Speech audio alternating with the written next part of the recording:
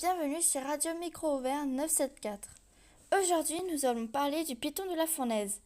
Ce site recèle de grands secrets. Ainsi, commençons cette émission. Cette histoire commence il y a 600 000 ans, sur les flancs du Piton de Neige, le volcan le plus ancien de toute l'île et le plus grand de tout l'océan Indien. Comme les volcans de Hawaï, il est alimenté grâce à un point chaud. Un point chaud, c'est une remontée de magma depuis les profondeurs du manteau terrestre. Il va peu à peu bâtir un immense volcan bouclier, dont les coulées de lave sculptent et encore aujourd'hui le paysage réunionnais. Le Piton de la Fournaise n'est pas un volcan endormi, loin de là, avec plus de 250 éruptions recensées depuis le XVIIIe siècle. Il est l'un des plus actifs au monde. Ces éruptions sont le plus souvent effusives, des rivières de lave rougeoyantes qui descendent vers l'océan, offrant un très beau spectacle.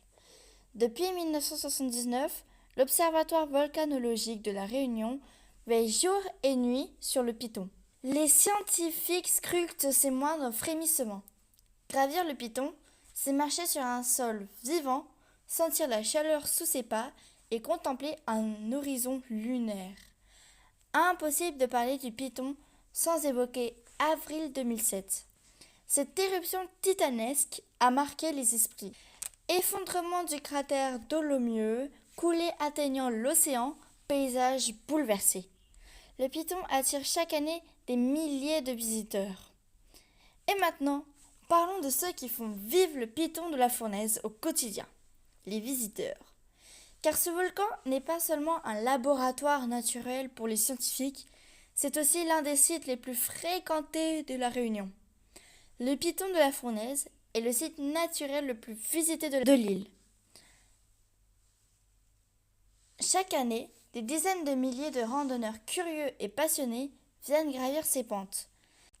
L'ascension débute souvent au pas de Bellecombe, Jacob, belvédère spectaculaire qui surplombe l'enclos Fouquet et offre une vue saisissante sur le cratère Dolomieu. Les visiteurs traversent la plaine des sables, un paysage rouge et ocre qui ressemble à une palette extraterrestre. Au sommet, le cratère Dolomieu impressionne par son diamètre d'1 kilomètre et sa profondeur vertigineuse. Les champs de lave solidifiés, les tunnels de lave et les couleurs récentes racontent l'histoire vivante du volcan. Plusieurs sentiers permettent d'explorer le volcan. Il y a les randonnées classiques, du pas de Bellecombe jusqu'au cratère Dolomieu, environ 5 heures aller-retour. Il y a les balades plus courtes aussi. Il y a celles autour de l'enclos ou sur les coulées anciennes. Il y a les randonnées guidées pour comprendre la géologie et la flore endémique. Lorsqu'une éruption se produit, les visiteurs peuvent parfois observer les coulées depuis des points sécurisés. Contrairement à d'autres volcans explosifs, le Piton de la Fournaise est effusif. Ces éruptions sont spectaculaires, mais relativement sûres pour le public.